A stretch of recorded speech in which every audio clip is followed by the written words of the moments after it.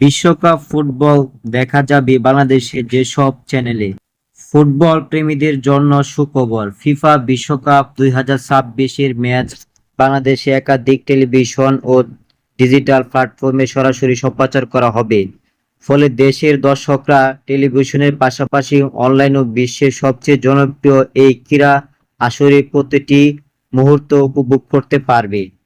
সম্প্রচারের সংশ্লিষ্ট সূত্রে জানা গেছে, বিশ্বকাপের ম্যাচ সরাসরি দেখা যাবে রাষ্ট্রীয় সম্প্রচার মাধ্যম বিটিভি, বেসরকারি ক্রীড়া চ্যানেল টি স্পট এবং সময় টিভি।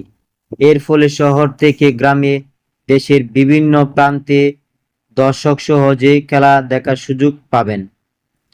বাংলাদেশের বিশ্বকাপ ফুটবল ঘিরে প্রতি বছরই তৈরি হয় ব্যাপক উন্মাদনা।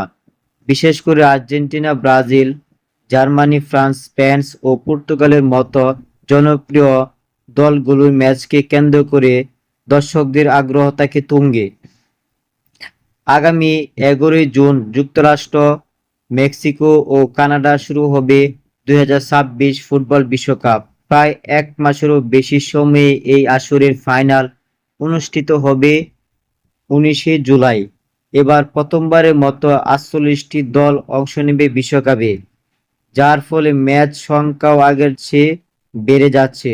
নতুন এই ফরম্যাটে বিশ্ব ফুটবলের সবচেয়ে বড় আসরটি আরও বিস্তৃত ও প্রতিযোগিতামূলক রূপ পাবে বলে আশা করা হচ্ছে।